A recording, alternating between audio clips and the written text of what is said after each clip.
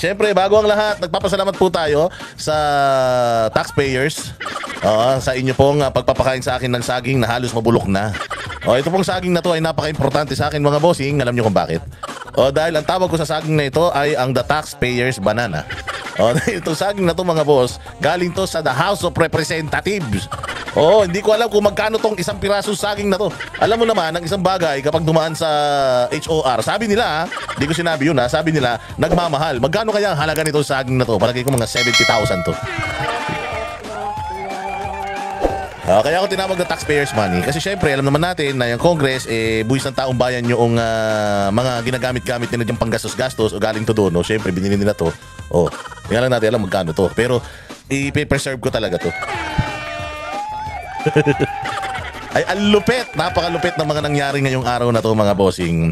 At ako po ay talaga naman proud na proud. Proud na proud ako sa ating kinahinatnan ngayong araw. By the way, magpasalamat muna tayo sa lahat ng mga barateros na nanonood worldwide. At nagpapasalamat din po ako mga bossing sa lahat ng mga sumusuporta dito sa ating channel. Itong walang kakwenta-kwentang channel natin. Again, disclaimer lang po, ito pong channel na to ay wala pong katotohanan ng lahat ng ating mga sinasabi dito. Puro kabulastugan, puros katarantaduhan, walang katotohanan. Pero i-like po ninyo, i-share ninyo, i-follow po ninyo. Pero pag share ninyo, sabihin nyo, gusto nyo ng fake news, manood kayo rito, ganon. Disclaimer nyo din. Mabuhay! Salamat po sa lahat ng mga nagsusubscribe, ng mga bagong subscriber. Pero nanonood ako. Tinitingnan ko yung ating demographics, yung ating analytics. Naku po, marami po nanonood dito na hindi pa po subscriber. Okay lang, nakasubscribe kayo lagi. Subscribe, no? Para lagi tayo masaya, lahat tayo masaya, kayo talaga, Subscribe kayo, like and share. Importante sa lahat mga bossing. Alam nyo kung ano, yung comment ninyo, nababasa ng mga kinauukulan yung mga comment nyo. Kaya comment, like, share mga bossing. At ayun na nga. Galing tayo kanina sa Congress. Nako po, kinabahan po ang ating mga pamilya. Lahat ng ating mga mahal sa buhay ay talagang kinabahan. Ang dami pong nagdasal sa kapakanan ni Boss Dada. Dahil alam niyo naman si Boss Dada. Diyos ko, kanina ang pinag-uusapan, gago at saka tanga. Putang ina niyan. Sabi ko, nako po, parang ang laking issue sa kanila nung gago at tanga. Hindi na yata nagagamit dito yan sa channel ko. Parang pag ginamit mo yung gago at tanga dito sa channel ko, puta, napakabait pa natin pagka ganun. Kinabahan ako, sabi ko, Diyos ko po, ang pinag-uusapan nila, GAGO, ini-spell pa nila. GAGO at saka TANGA. Naku po, sabi ko, Panginoon. Nagdasal ako ng time, sabi ko, Panginoon.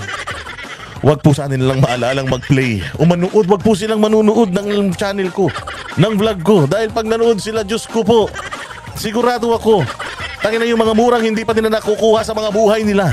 Nakuha nila dito. Ay, grabe talaga. Kaya sabi ko, naku po, sana naman. Nung una, mga bossing, hindi kasi bawal naming ito, nagkukwento lang po ako, HOR, House of Representatives. Disclaimer lang po, alam ko po, bawal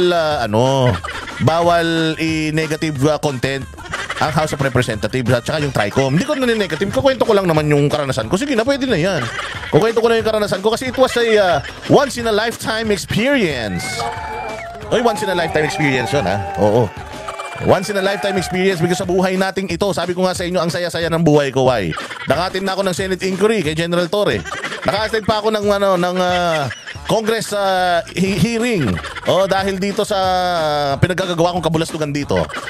Tapos ano pa nangyari? Na-meet ko pa si Pangulong Duterte, si VP Sara, si Basti, lahat na ng mga pangarap kong ma-meet sa buhay ko. Pangarap ko rin ma-meet si Jesus, pero wag muna ngayon, wag muna. Pangarap ko rin ma-meet si Jesus, pero hindi pa ngayon. Sa mga susunod na, siguro mga 80 years from now. Wag muna ngayon. Baka sabihin ko kasi, ay talaga ba? Sino pa pangarap mo makita sa buhay? Marami. Pero si Jesus yung pinaka gusto kong makitang huli. Nakapila. Madami pa. So, gusto ko lang yung experience ko. Kasi it's actually an honor. Kasi kita nyo naman, bago pa lang tayo sa pag-vlog. We've been vlogging for a little more than 3 years only. And nakita nyo naman, ayan, nandito sa ibabaw ko, I got my 100,000 plaque from YouTube already. And I just got my America Prestige Awards. And I will be receiving another award this December in the United States of America, in Los Angeles. I think it's Los Angeles or in New York. Gawad America naman.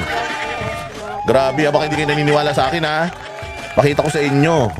Meron akong award na marireceive. O ayan, wait lang, pakita ko, baka sabihin nyo, hindi naman ako totoo. Ayan, Gawad, America. Hi, Mr. Darwin Salcedo. We are awarding you as the best vlogger in the whole wide world. O, diba? Sabi ko sa inyo dito mga ginagawa natin kabulastugan dito, may pinatutunguhan ka, anuhan ito. Kaya kukwento ko lang yung aking experience kanina. Oo. Hindi ba? So ngayon mga bossing, lahat ng mga pamilya ko, nanay ko, kasi hindi ko na nakikita yung nanay ko, tagal na. Oo, every weekend dati umuwi ako, but nung simula nung nag-start itong ating kampanya, itong kampanya natin para sa PDP Laban, and alam niyo naman, si Boss Dada ang spokesperson ni Pastor Apollo Quiboloy sa mga liblib na lugar, doon sa mga lugar na hindi napupuntahan ng mga politiko, pero kailangan nila yung mga boto. Si Pastor Apollo Quiboloy, pinupuntahan namin yan para talagang ipakilala si Pastor Quiboloy sa buong mundo ng Pilipinas. So ngayon, hindi na ako nakakauwi sa nanay ko, mga bossing. Tagal-tagal na, siguro mga 2 buwan na. Dahil laging tuwing weekend tayo lumilipad sa kung saan-saan dako ng mundo. Kulang na lang ipadala ko ni Pastor sa Mars. Pag pinadala niya ako doon, wala akong pakialam, pupunta ako doon, ipakakampanya ko siya doon. So ngayon, mga boss, yung mga magulang ko, nag-message sa akin nung nakaraan. Sabi, anak, nakita ko yung pangalan mo. Baka makulong ka, yung mga kapitbahay natin nag-aalala na. Sabi ko, ba't nag-aalala sila? Wala naman sila pakialam sa buhay ko Ba't ngayon mga chismosa talaga, huwag ka nakikipag-usap sa mga yan? Dati naman di ako pinapansin ng mga yan, tapos pag makukulong ako, lahat sila nakikisimpatyang mga hayop sila. Sabi ko, huwag mo pansinin yung mga kapitbahay natin, mga kumag yung mga yan. De, joke lang, mabait mga kapitbahay ng nanay ko. So sabi ko sa nanay ko, huwag ka mag-alala, di ba napag-usapan na natin yan? Nung una pa lang kasi, na nagkaroon ng TRICOM, sinabihan ko ni nanay ko, umuwi na ako sa bahay, sabi ko, ma, makukulong ang anak mo pero gagawin ko to para sa bayan. Okay lang yan. So yung nanay ko hindi naman umiimik, yung pala nag-aalala na. So nung aatin na nga ako, sabi ko nga, huli na, aatin na ako, sabi niya sa akin, anak, magdasal ka. Kailangan lahat ng pasensya, ito, baunin mo. Kung pwede na maglagay ka sa backpack mo. Di syempre tayo, sabi ko nga, hindi na tayo makaiwas dahil tayo inisyuhan na. According to them, inisyuhan na ng subpoena testificandum. Hindi, bali, wala akong natatanggap talaga. Wala akong natatanggap. Kaya lang, ayoko naman nabigyan sila ng reason para i-contempt ako. Kasi syempre, nakikita nga natin, si Presidente Duterte nga diba? Sumusunod sa, nag-a-adhere doon sa batas, pero napadala pa din sa dahig. Kung tayo, magmamatigas pa tayo na, wala naman ako natatanggap, wala akong natatanggap, putang nang yan, walang batas-batas ngayon. Hindi, kulong ka ngayon, yun ang impression natin. Kaya, umatin na ako, dahil ayaw kong ma-content. Ngayon, ang aking gameplay, sabi ko, pinag-pray over ako ng mga taga-KOJC. Sabi ng mga taga-KOJC sa akin, ng mga kapatid ko dyan sa SMNI, Boss Dada, ipagdadasal ka namin na ikaw ang pinakamabait na version mo sa buong buhay mo. Ay, yung pinaka-anghel mo, kirubin. Yung pagiging kirubin, ilabas mo. Kailangan ka ni Pastor Quiboloy para sa pangangampanya dahil si Pastor ay nakakulong. Pag nakalaya na si Pastor, kahit magpakulong ka ng buwisit ka. So kailangan ka ng Pastor Apollo Quiboloy for Senator Movement para makipag-usap, makipag-dialogo sa lahat ng mga sulok ng bansang Pilipinas. So kailangan kong maging mabait. Kaya kanina, pagdating ko pa lang mga bossing, pagdating kong gano'n, grand entrance ako. Sabi ko, putang ina, patay. Nagsisimula na yung hearing, putang nagsasalita mga kano. Pumasok ko, dahan-dahan ako. Ganyan, ang laki ko, di ba? Putang ina, dinakita ako ng mga, nakita itong bakulaw. Dumating si King Kong. Walang maupuan, ang laki-laki ko doon, paikot-ikot ako. So, suma total, di pinapil up na ako. Ikaw ba to? Ako yan. So, nilagay na yung pangalan ko sa may lamesa. Ako po, ito na. Maya-maya, biglang lumapit yung staff ng Congress. Sabi, Boss Dada, okay ka na, doon ka na umupo sa may gilid. Kasi hindi naman ikaw yung target na vlogger o yung hinahanap na vlogger. Ay, sabi ko, wow, may target. So mabuti na lang, di ako target. Ang laki ko pa naman, ang dali ko patamaan. Tapos kalaunan, binigyan ako ng pagkain, mga bossing. At ito, ang isa sa mga pagkain natin. Pero hindi ko kinain. Binigyan tayo ng pagkain. Sabi ko, wow, sarap. Kuya, pahing coffee. Pahingin ako, lagyan mo ng cream at saka ng sugar. Sarap pa ng order ko. Tayo na, sabi ko, taxpayers man. Taxpayer ako Sabi ko, nagbabayad ako ng buwis. Puta, matikman ko man lang yung buwis ko. Sabi ko, excuse me, coffee please and water. Binigyan ako ng almusal. Wow, sarap na almusal. Working lunch daw kami, working lunch. Tapos pagkatapos akong kumain, puchaya, may nagkaroon ng bukasan sa gitna. Ayun na, pinaupo na ako. Boss Dada, umupo ka na rito kasi meron ng upuan. Walang yan. Sabi ko, naku po. Doon pa ako sa may pinakaharap nilagay. Katapat na katapat ko yung mga, yung PNP, yung NBI, anak ng Tekla naman. Tapos, isa-isa ng pinapauwi. Meron pa ba kayong itatanong sa BIR? May itatanong pa ba kayo sa DICT? May itatanong pa ba kayo sa ganito? Isa-isa ng pinapauwi. Naku, putang ina, sabi ko, duelo na to. vlogger versus congressman na to. O so talagang ready kami. Prepared kami. O taas eto na. O tanungan na, ayan na. Ay, Congress, nagkukwento lang ako. Wala ko, tsaka ipi-play ko lang yung mga ilang mga, yung mga napag-usapan kanina. Pero hindi ko ibabash yung try ko. Maganda nga yung sasabihin ko sa try ko mamaya, ha? Maganda yung sasabihin ko sa try ko. Hindi, sa totoo lang. Napakaganda, mga bossing, noong kinalabasan netong Tricom. Kasi, nagmumura tayo sa ating vlog. At ayaw ng mga congressman na namumura pala sila. Kasi feeling nila na ma-violate yung kanilang karapatang pangtao. Pero ito ang maganda rito. So ako, para sa sarili ko, yung ginagawa kong ito, karapatan ko sa pagpapahayag. Karapatan ko ito bilang isang Pilipino ang gumawa ng mga ganitong katarantaduhan dito. And with all the disclaimers naman na binibitawan ko sa inyo, siguro naman alam nyo na hindi ito yung channel para sa inyo. Kung kayo mabait, kung kayo yung mga pinanganak sa, sa sabsaban, at putang ina, may mga santo pa yung mga pangalan ninyo, huwag na kayo manood dito dahil putang hindi mabait talaga itong channel na to. Itong channel na to ay nuknukan ng kupal na channel talaga ito. Puro kabalbalan ang maririnig mo talaga dito, kahayupan at katarantaduhan. Kaya ako naman nagbibigay sa inyo ng disclaimer. Ngayon, so antindi ko magmura. Nung naririnig kong pinag-aawayan ni Abante at ni Joey, yung pagmumura ng tanga gago, naku po, sabi ko, mas malala doon ang mga binitawan nating salita. Pero alam ko na, na karapatan ko yun. Alam ko karapatan ko yun. Alam ko pasok sa karapatan ko yun. Hindi nga lang siguro pasok sa standards mo ng pakikipag-usap mo dahil hindi ka nagmumura. Ako pala mura ko. Lumaki ko sa kalsada Lumaki ko sa mga squatter ba. Kaya ang salitaan natin, masang-masa. So pero ang para sa akin, ang take ko dito sa hearing na ito, na I can actually apologize for the damage. Let's say for example, minura kita. Kung naapektuhan ka doon sa mura ko, I am sorry, pero hindi ko tatanggapin yung sasabihin mo sa akin that I am wrong. Only the courts of the Philippines, ang mga korte lamang po ang magsasabi whether mali po ako or tama ako. Maaring sa perception mo. Maaring sa perception mo bilang isang tao ako ay mali. Maaring sa'yo ako ay mali. Maaring sa'yo ako ay tama. Perception mo yan. Pero para sa akin ako ay tama. Hindi ako mali. So pwede akong mag-apologize sa'yo kung nasaktan kita. Pero hindi ko tatanggapin yung sinasabi mo na tama ka at mali ako. Kasi only the courts ang mag-i-interpret ng batas. Ang meron lang pong karapatan mag-interpret ng batas ay ang korte lamang. Ang congressman at senador, sila lang po ang tagagawa at tagapagpasa ng batas. Pero mag-interpret po niyan, mga korte. So, meron po tayong mga kasong available dyan. Libel, slander, cyber libel. Ngayon, pag sinampa mo yung mga kaso na yan, it's still the courts who will decide whether mananalo ka or hindi. So, in short, para masabing mali ako at para masabing libelous yung binitawan ko at para masabing ako ay lumabag sa batas, kailangan mo muna akong idemanda at kailangan mag-rule yung korte in favor sa'yo para ako ay mapasala. So yun lang po, plain and simple. Sobrang hirap talagang malaman. So kaya napakaganda nung kanina na hearing kasi naliwanagan tayong lahat. Ang ganda actually ng batuhan ni ni Congressman Abante at saka ni Joey. Ang talino nila parehas. Sobrang ganda ng mga punto nila parehas. Ang ganda ng mga sinasabi nila, ang ganda ng sagot ni Joey. Talaga namang well represented ng ang mga DDS ni Joey Di Vibre. And alam naman natin, una pa lang gigil na si Abante kay Joey Di Vibre. So at least kanina napag-usapan na talaga yung galit nilang dalawa and yung sobrang galit nila. Yung sobrang galit nila mga bossing, naku po, alam nyo ba kung ano nangyari? Ang nangyari sa sobrang galit nila ay ito na nga ang nangyari.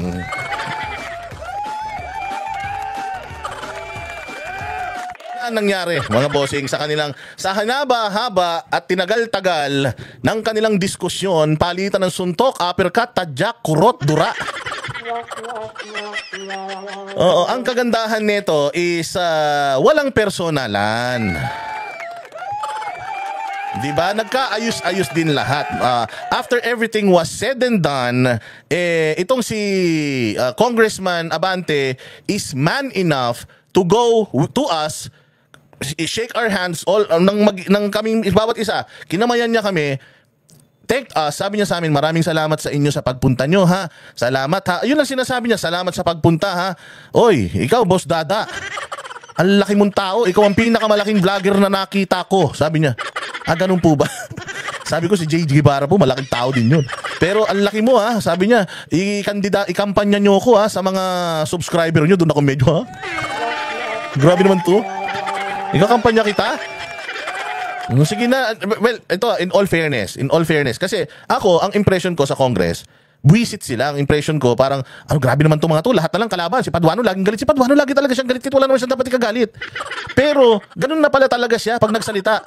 O hindi ko alam kung pinaglihiba siya sa sama ng loob. Pero pag nagsalita talaga si Congressman Paduano, kahit siguro umu-order siya ng pagkain sa kantin, para siyang galit. Hoy!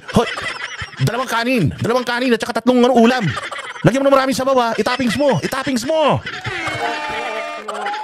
Parang ganun si Paduano. Para si Paduano yung lolo mo, na putay na wala ka namang ginagawa, dahan-dahan ka na naglalakad, pag nakapatingin ka sa kanya, tatadyakan ka. O ganun si Paduano. So ako, nung nakikita ko siya, parang normal na kay Paduano. Parang hindi naman siya naninindak. Ganun lang talaga siya magsalita. Oo, ganun talaga siya magsalita na. Hoy, ikaw, sino ka ba? Ano ka ba niya? Ba't bulong ka ng bulong? Umalis ka dyan, abogado ka pala, hindi ka tumupo dyan, doon ka sa likod. Bilisan mo, lumayas ka na dyan. Ganun siya. Oo.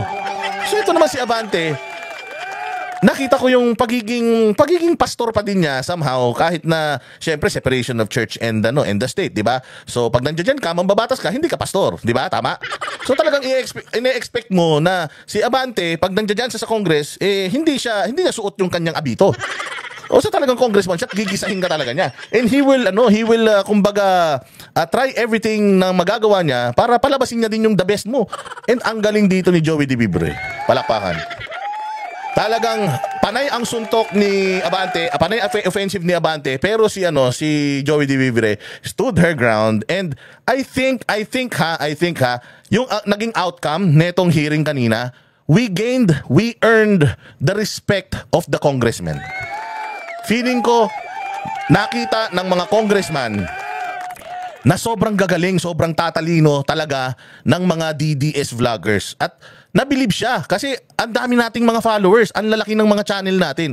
Nabilib siya mga bossings. Nabilib siya enough para sabihin niya, uy, kampanya niyo ako sa mga subscribers niyo, mga followers ninyo, punyeta kayo, Alam mo, sa totoo lang, nakita ko dito sa mukha ni Congressman Abante na somehow, siguro, talagang palagay ko, ito iniisip niya, putangin na tong mga hayop na to ang gagaling. Putangin na tong mga to ang gagaling talaga ng mga DDS supporter. Tapos biglang ini-interview nila si Pebbles Cunanan, pukin ang ina niyan, parang tanga. Putangin na niyan, parang kagaguhan lahat ng pinagsasasabi dun. Lahat ng sinabi niya dun, hearsay. Tapos nakita mo, ipinost yung picture na kasama lahat ng mga nandoon si Trixie nandoon din si Joey. Nandoon din si Tio Moreno, pero yung dalawa nandoon, iniiwas niya. Nakita mo na talagang ang target niya, si Harry Roque lang. Pat alam mo na may utos sa kanya. Alam mo na inutusan siya na targetin si Harry Roque lang.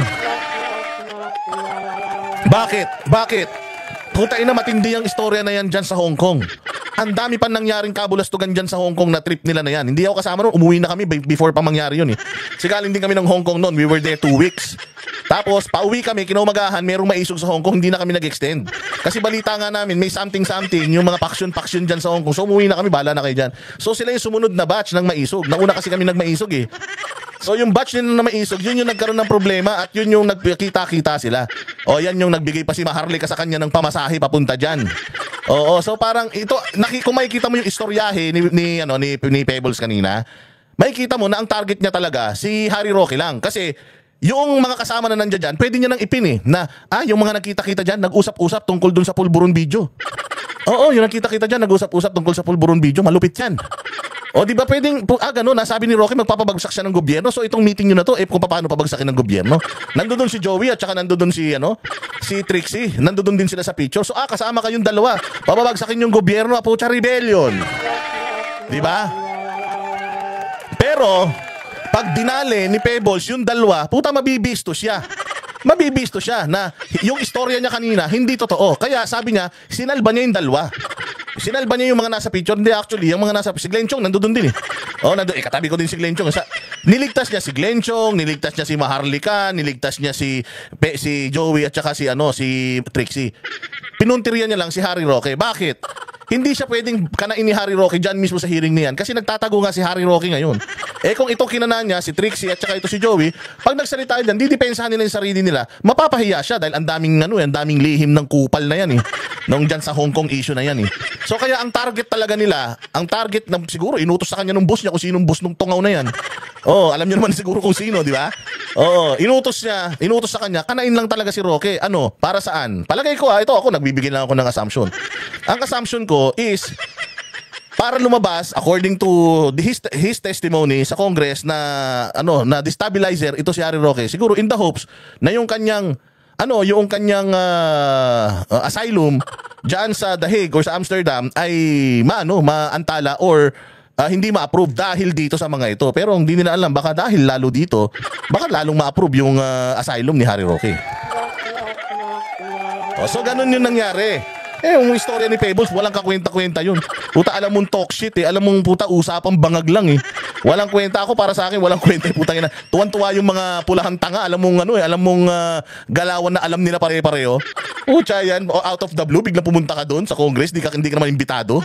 Tapos may affidavit ka, yung affidavit mo hawak noong taga-Congress, binabasa, tapos ikaw, inaano mo na lang.